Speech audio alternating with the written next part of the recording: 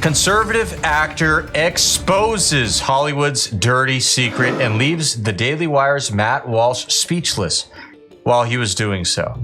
I think it's very clear to us today that Hollywood is really a scam. You know, it's full of degeneracy. They're constantly reusing old ideas, just a bunch of nonsense. You know, I don't even know why people keep up with it anymore. I can't remember the last time I've watched the Grammys. Or is it the Oscars? I don't know. See, that's how little I care, guys. And hopefully you care just as little as me. And with that being said, we're going to get right into it. But first, do me a big favor here. Like our video and share it around so we can keep bringing you all this great, hard-hitting content. As always, Patriots, I'm your host, Arian, and this is Resist the Mainstream. Is original storytelling just dead in Hollywood? Does it exist anymore? Is there a future for it? Man, I hope so. I mean, if I have anything to do with it, absolutely. I mean, it's one of the reasons why I felt very strongly 25 years ago when I started working in the industry and I just saw how broken it all was. I mean, even then, there was the beginnings of this trend of, let's just go reboot this old series into a movie. That was the big thing back in the late 90s into the 2000s.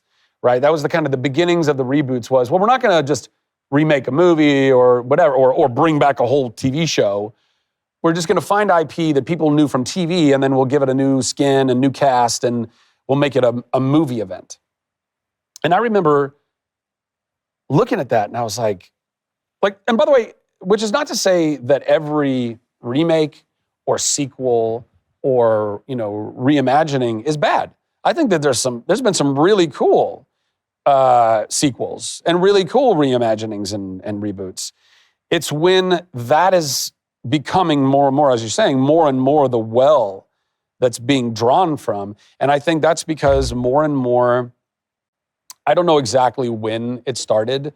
25 years in Hollywood is a long time, but it's nothing compared to a lot of the people that have been there, let's say 50, and who have seen this insane transformation of what the studios used to be and used to do and who used to be the leaders of those studios, and how I would say overall they had more vision, more creativity, more balls to be able to take big swings and be like, no, we're going to go do this thing. And they're like, but no one knows what that is. It's like, that's the point. We're going to go make something entirely fresh and new. We're going to blow people's minds. Speaking of reusing old content, kind of tangentially related, but it reminds me of that new Sonic movie that's coming out. And Walsh was actually talking about this on a show not too long ago. There's a Sonic movie coming out, and there are people, who are apparently adults who are so excited about it. And they say, they're making this movie for the fans. Oh, it's going to be great. And I'm just thinking, no, they're not. They're just trying to make more money off the brand name. They had a game. People, including you, played it and liked it, and now they're just trying to capitalize and make some crappy movie out of it. There is no creativity. And think about how easy it is, right? Instead of making up some kind of news story about some fun animal or whatever, they're just going to say, oh yeah, Sonic, boom, slap a movie on it, call it a day. And it doesn't matter if it's going to be a bad movie. All right? People are going to eat it up, all because there's that recognition and that reusing of old ideas that Levy over here is talking about. And we'll do good marketing for it so people understand or whatever it is. And did some of those things blow up in their faces? All the time. But they still had the chutzpah to be like, let's go and actually try to be this industry that we, pretend to be, which is creative and therefore creation should be constantly, if not, it doesn't have to be entirely, but mostly new things, new ideas, taking this and that, maybe things that existed, but make a new thing out of those things. And I just think that unfortunately, though there are some lovely and good executives that still inhabit Hollywood, I don't know that they're in the majority. I think that a lot of executives in Hollywood, when the lawyers and accountants started to kind of take over, when capitalism run amok kind of started really being like, well, let's just monetize the heck out of these things. Well, then of course they're going to start hiring a lot of executives that are more towing those lines and not the lines that are in contrast to those, which is, no, we actually want to spend money a little more recklessly. We want to go take a swing at a thing that's not a guarantee. It's totally true. There is a problem of people being just obsessed with money in the United States of America. And this is something that for some reason, people on the right wing are very often much too hesitant to admit. And people wonder why young people are becoming more and more socialist and turn to those types of things.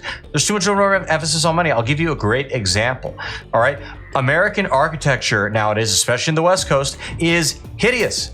It is disgusting, ugly, and it degrades the human soul. And just about nobody cares, all right? I will talk about this issue sometimes with people, friends, family, whatever. And one of the answers I'll get is, it's expensive to build it that way. So I get why we're doing it. I get why we're building that hideous, disgusting cube that's clear and we call modern art. It's cheaper, whatever. You got to be efficient.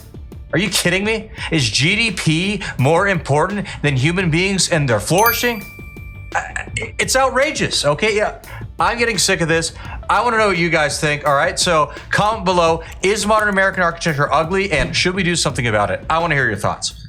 That's all just slowly kind of shifted over. So I think that there's a lot of executives that honestly are not creative or not visionary and are kind of scared deep down, probably are even dealing with some kind of imposter syndrome because they're in a position where they are being asked, what's the new big idea? And they're like, Johnson, I don't know, and then they're looking around for all the underlings and they're all scared because they don't want to say the wrong thing. And I don't know, man. But I hope that, I'm building a movie studio in Austin, Texas. I'm not the only person who wants to go build an independent studio. I think my concept is quite different than a lot of other concepts, but still, at the heart of it, I'm trying to create a place where independent artists, kind of like essentially what Charlie Chaplin and Mary Pickford and Douglas Fairbanks and all those OGs back in the day, because Hollywood's been broken since the beginning, they knew it, and they were like, let's go do our own thing. We don't need these guys. Unfortunately, the way it was all set up, they actually did need those guys back then. It's totally doable, too. The Daily Wire is a prime example of this, all right? They have tons of movies, and yes, sir, a lot of them are overtly political, but many of them aren't as well, all right? One that comes to mind is Run, Hide, Fight. I don't think that movie really had a heavy political agenda, as far as I remember. Point being, conservatives and people on the right wing, whatever you want to call them, they can all get into filmmaking and the creation of the arts, and they should, all right? Because media is basically one of the greatest influences on people in just about every society, obviously American society, and it's important for us to be involved with that. Different system. But now we don't. We legitimately don't, and I think we need to cleave off of it because trying to get a new idea, trying to get an idea that doesn't get so mangled in the process. They might say, hey, that's a great new idea. We love it. But we're going to change everything about it. And it's going to start towing some agenda that we want to infuse into it. And you're like, well, wait, but that's not the story that I pitched you guys. No, we love it. We love it. We just want to change everything about it. But new thing, right? So there's so many reasons why we need to get off the teat of the broken system. So the movie studio that you are going to start, how is it going to be different from? Well, I mean, first and foremost, if you look at business, any industry, whatever, but you look at it almost like a living organism, and you imagine that the workers are the muscle of the organism, right? Very, very important piece of the organism. The skin, also very important. Imagine that the skin is the money. And the money that the muscle needs to interface with in order to keep making more muscle and be healthy, whatever it is. Well, you want a little layer of fat between the muscle and the epidermis. That makes for a healthy person. When people are like, no fat whatsoever, it's actually not so healthy. But also what you don't want is pounds and pounds and pounds of fat that are separating the muscle from that money. Exactly. And that's the executive class. That's what's going on. I think that first and foremost, we need to create an ecosystem that is far more artist forward, like United Artists once was, where you have a collective of artists that are all, by the way, very good at what they do. And not just that being an actor or a writer or a director or a producer, like we all understand how to make movies. We also all understand, how much a movie should cost. And we also understand how to go lean and not pay everybody exorbitant fees in order to go make a great thing and everybody can do well on the back end. We know how to take care of our casts and our crews because we are amongst them. We are in the trenches with them. In Hollywood right now, we have far too many generals And all of us are, and they have no idea what it means to fight in the foxholes and the trenches. They have no idea. They're just like, yeah, send them to Eastern Europe and feed them Cheez-Its.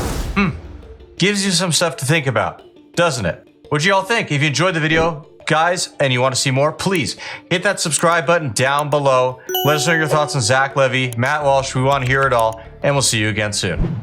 God bless.